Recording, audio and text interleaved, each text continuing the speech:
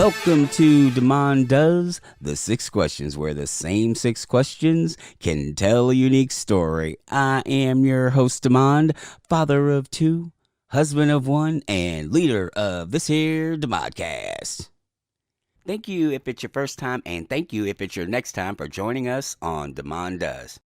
Please remember to leave a 5-star review wherever you download this and leave a comment or 2.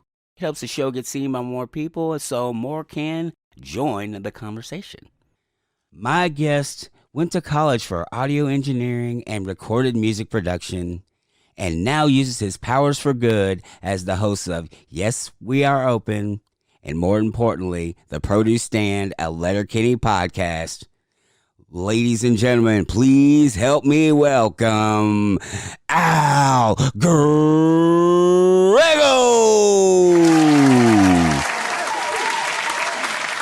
How are you now? Good, and you? Not so bad. Every person that's been a Letterkenny fan that I've had on so far, I've actually been on the giving end of the how are you now. That's why it took me a minute to what is the answer to that? It's a secret handshake. If you get it wrong, I hang up. Oh, no. I'm glad I got it right. I'm glad it took a second. Yeah. Or I was wondering if you were like, wait a minute, did I say the wrong podcast? Is it the Produce Stand or is it How Are You Now? Actually, I think I kept misspelling "How are you now" every time when I was doing the show notes for that show. I kept putting "How are you know" for some reason. I don't know. Maybe it's just a weird mental quirk. Al, thank you for taking time out to talk to a perfect stranger. I appreciate it. No, my pleasure. And you're no longer a perfect stranger. I feel like I know you very well now. I've listened to a bunch of your episodes here, and I'm a listener of the Disputed Pod as well. So I feel like I know you. Well, I'm not sure if I should be nervous or not. No need for nerve. So, before we get started into the 6 questions, where would you like to be found on the internet? I find Twitter has been my home for a while now. I like Twitter, so you can find me on the Produce and Pod on Twitter at the Produce and Pod. Sorry, not the. There's no the. I've already got this wrong. So my co-host Matt's gonna laugh at me that I'm getting this wrong. So it's at Produce and Pod is the podcast Twitter account, and my personal account is at EFTW. So if you want to find me there, you can find me there or at Produce and Pod. All righty, Al, are you ready to answer the 6 questions? We'll see. I'll try.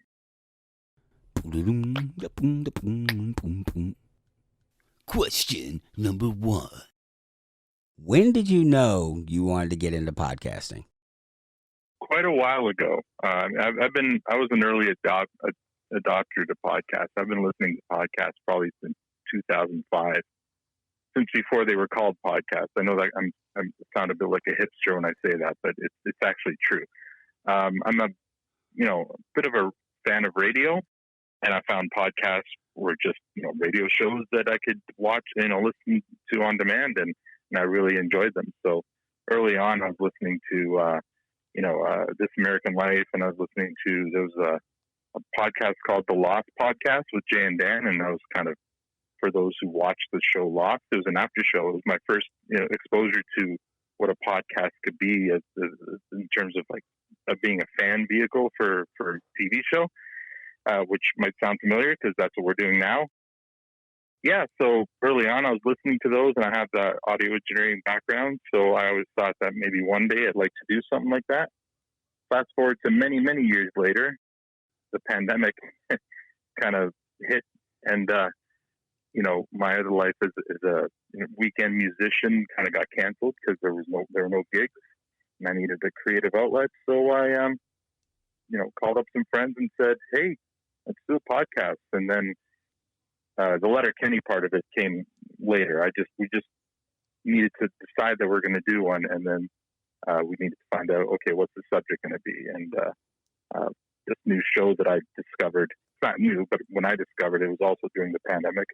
I'm like, well, let's do a Letterkenny show, because I looked around and there were a couple of others, but nothing there was Being How Are You Now in Seattle, and there was one in Toronto, based out of Toronto, but they didn't seem to be podcasting very regularly. So I thought, why not? It's a cult favorite, so maybe we can get ourselves a cult following by doing Letterkenny. So that's what we did. Yeah, you did.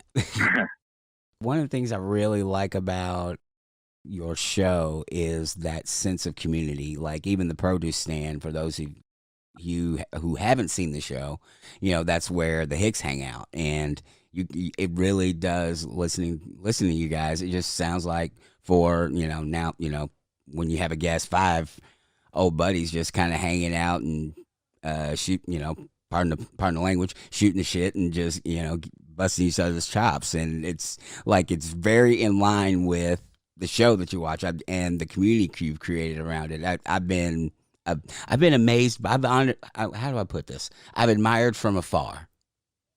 Mm-hmm. Yeah, I mean, we've been pleased about it too. And I mean, I always knew, I kind of knew right from the beginning for a podcast to be successful, just because all my favorite podcasts and the ones that I know have strong listenership, they're built around a community. And I knew that if we were going to get listeners, that's what we would have to do. It wasn't enough to just put an episode out a week. We needed to engage people, and we needed to figure different ways to engage the community and to get to know them personally. And we lucked out. I mean, I'd like to say that I'm a genius, and that's the reason I picked Letterkenny. But no, I mean, picking this show was kind of just, it was there. So it's kind of a fluke. And then the community itself, I've tried building communities around other things in the past, and they haven't stuck.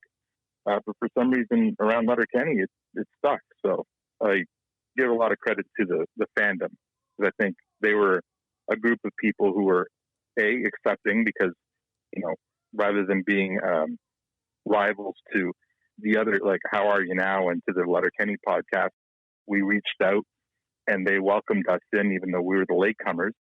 And the fans themselves were happy to have us too. So I think we lucked out. It wasn't genius. It was just luck.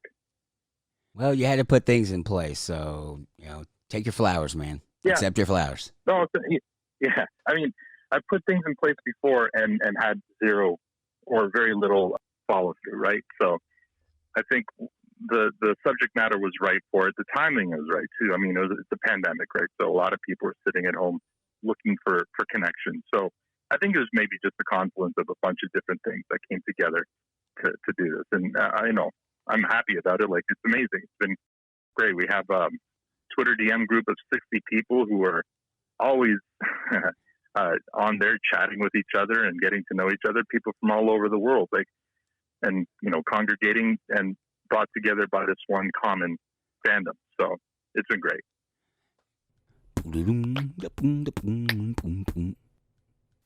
Question number 2. What do you wish you had known when you first started out? Well, a couple of things. First of all, there was a lot of time that I spent hand-wringing and I want to do a podcast, but I don't know what I want to do it on. I'm a fan of music, and I'm a musician. I'm a fan of movies, but I didn't think I was enough of an expert to start any one of those podcasts. So, I think the first thing I wish I'd known is it doesn't matter what subject you pick. Just start doing it. And then, you'll work on your chops. You'll get better at it. And I think the content will kind of guide you in the right direction, right? And then the other thing is, and this is something I learned at work, and I'm employing it with the podcast as well, is the saying, perfection is the enemy of progress. At first, being an engineer and stuff, I wanted, episode 1 to be perfect. Listening back now to episode 1 of our podcast, it is far from perfect. And what I've learned is it's going to actually be a continuum. It's just going to get better and better and better. Some things will drop off. Some ideas that we thought were great, we can't be too precious about them. They're not working out. We got to stop doing them. And sometimes a happy accident turns into something that we do on the regular. So, for example, now we start every one of our episodes with a limerick, but that didn't happen until halfway through. The perfectionist in me is like, well, now I want to go back and re-record the beginnings to all my other episodes so that they all start with limericks. But of course, I'm not going to do that because that's stupid. that's silly. Right. But Yeah. So yeah, perfection is the enemy of progress. You just gotta be happy with growth. Question number 3. What is your go-to order at your favorite hometown restaurant? That's a tough one because we like a lot of food, and we're lucky to live in a place where the world is our oyster here. I mean, especially the city of Toronto is one of the more multicultural cities on the planet, so we can basically eat anything. But one of my go-to foods that I can essentially eat weekly is Japanese. I love Japanese food. I like sushi. I like teriyaki and all that stuff. And so whenever I do go out, if a Japanese place I believe it's a Korean dish. So sometimes you have to go to a Japanese place that's owned by Koreans. But bulgogi is one of my favorites. It's like a chopped sirloin. It's really tasty. Just with some rice and some sushi and stuff. That's my bliss. I can eat that all the time. That sounds delicious. How did you discover this place? Or I mean, you talk about Toronto being very multicultural, and you can find just about anything. Is there any kind of interesting story on how you discovered it? Well, I mean, even just discovering Japanese food in general. Like I came from a small town. I grew up in a small town, much like Letterkenny, actually.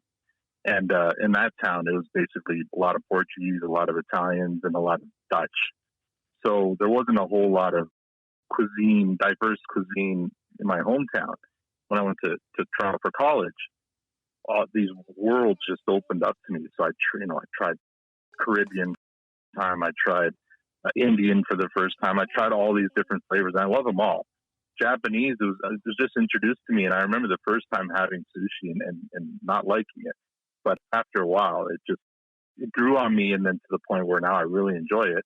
And it's of all the other ones, it's kind of the lightest. Like when you have like Indian, it can kind of sit with you for a while. And same with a lot of Caribbean with all the spices and stuff. And to me, like Japanese is kind of clean and light, and like it's filling because of all the rice. But it's something that I can eat a lot of and not get sick of it.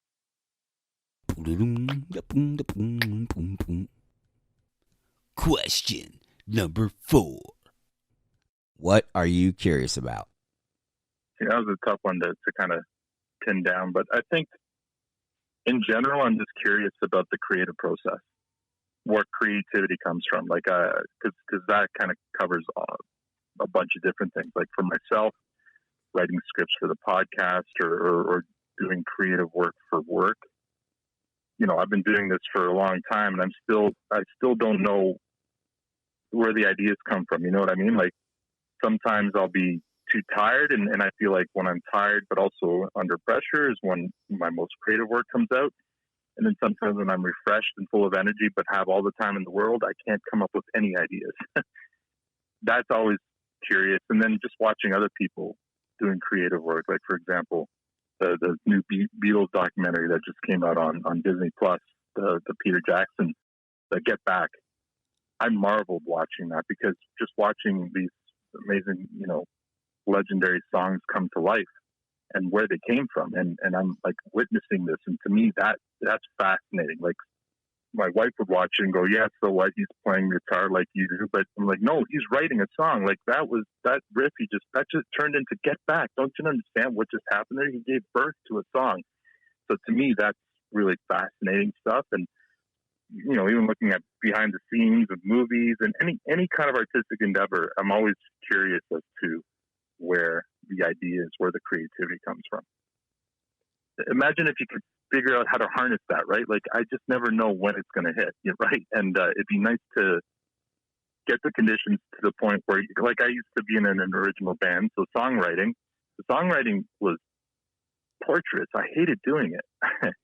In the end, you'd have a new song, and you're proud of it, and it's great because it's something you created. But the process of getting from idea to finished product was painful. And it hasn't gotten any better, has it? No, it gets worse as you get older, I think. You get too in your head as you get older, so self-conscious and stuff like that all kind of, I think, inhibits creativity. That's a good point. That's why you don't get too many older songs. I mean, some still do, but as artists get older, the material they release isn't usually as cutting edge as it was when they were younger. Very, very good point. You see that across all mediums too, whether it's music or stand-up comedy or anything like that. It's a good point. Yeah, for sure.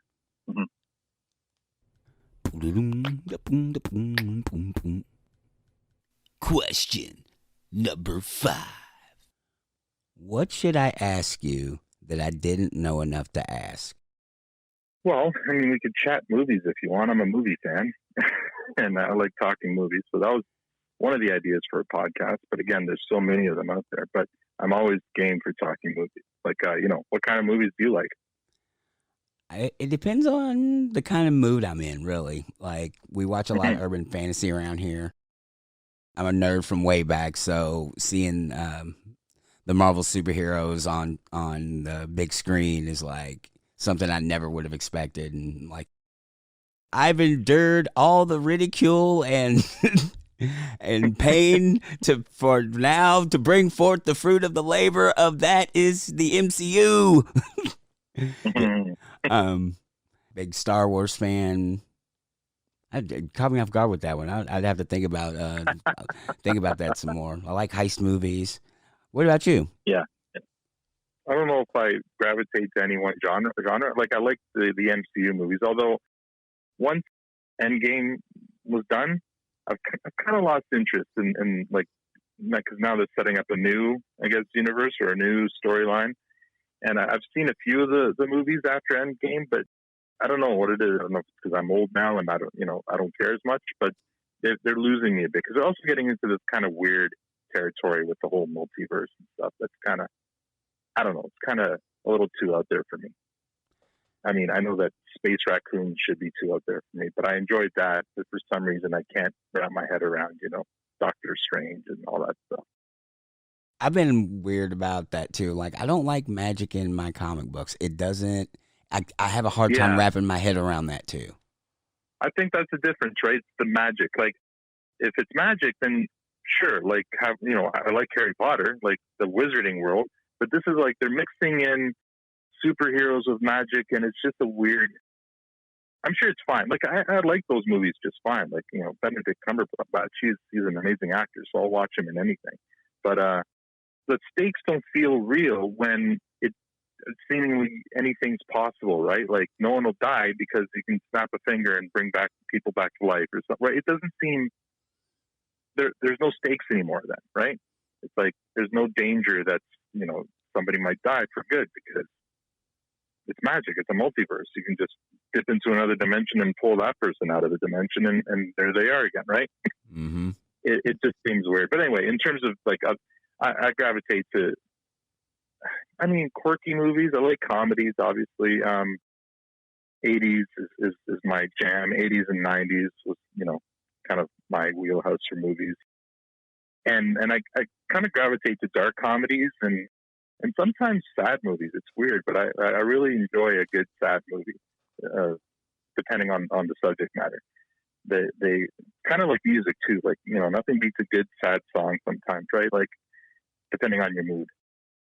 You said 80s and 90s. Like, that's right up my alley. So, like, what are some of your favorites from back then?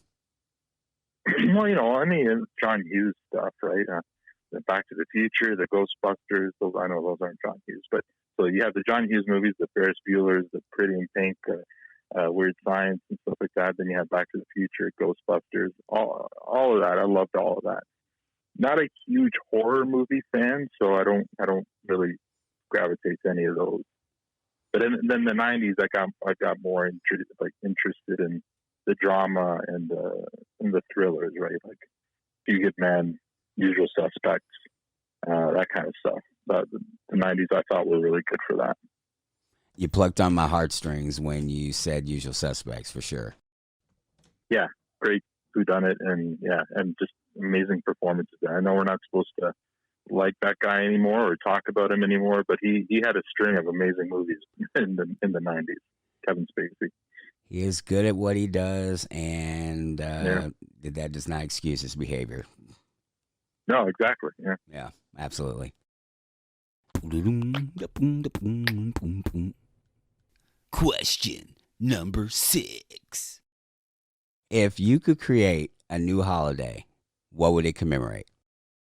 I'm going to give you a very Canadian answer. Terry Fox Day. And I know a lot of your listeners might not be Canadian and may not know who he is, but he's probably one of the greatest Canadians ever. And just a little background, he ran a marathon of hope across the country on one leg back in the 80s, the early 80s. At 18, he had cancer and he lost his leg to cancer. And he wanted to raise awareness and raise money. So he did this marathon of hope, and he started from the East Coast.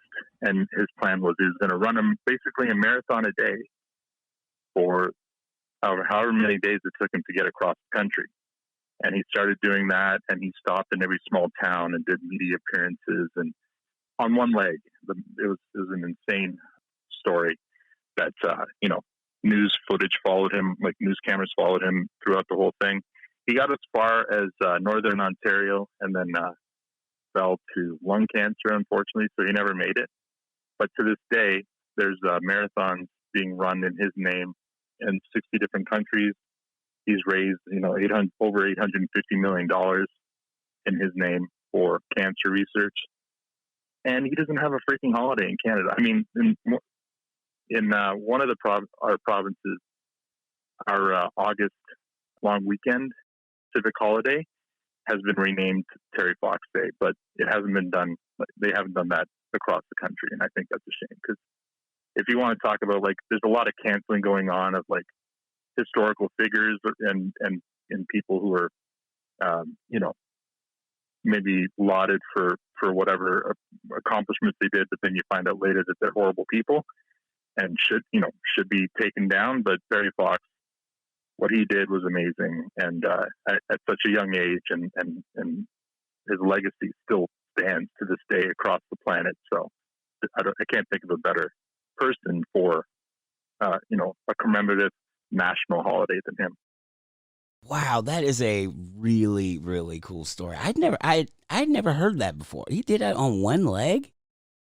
On one leg, he had a mechanical leg that just kind of snapped into place, and basically he hopped across, well, not across the country, but halfway across the country. He ran a marathon a day for, I forget how many days. Just it was insane what he did. They've made a few movies about him and stuff, and we learned about him here in elementary school. Obviously, he's one of the great Canadians, and like, it's a great story. I highly recommend, check it out, read up on him, because what he's doing, and like I said, there's runs in his name. Terry Fox runs in 60 different countries, probably in the U.S. too, but of course he's most known here. There's statues to him. There's days commemorating him, but there's no holiday. And if you're gonna name a holiday after somebody, forget politicians, forget war heroes. This is a guy you should name it after. Absolutely. Wow. I can't believe I'd never heard of him before. That is great. A marathon a day. That is amazing. Has anybody replicated that? Like, actually made it? Well, I don't want to say actually, like it was, it's no big deal or anything. Yeah. But has anybody actually made it across? So, runs have been done in his name, like, since then. Like, he died in 1981. Mm-hmm. So every year, runs have been done in his name. Later on, a few years later, there was a paraplegic named Rick Hansen, and he did, what was it called? A similar thing where he went across the country in a wheelchair, again, to raise money, but that was for his cause, which I'm ashamed to say I don't remember what it was. But the thing is, but Terry Fox, when he died, I was way too young, so I was 6. And I remember hearing about him in the news and stuff, and seeing news reports of him stopping in at schools and as he's going through these towns. But I think he even ran through my town, but I was way too young to remember. But Rick Hansen, the guy who did it in the wheelchair, I do remember him coming to my school, and he did make it across. I think he may have crossed a couple of times. So, Rick Hansen, he's another great Canadian, but Terry Fox was the first. He was the OG. Wow. Al, thank you so much for your time. I appreciate it. Thank you very much. Yeah. I appreciate being on.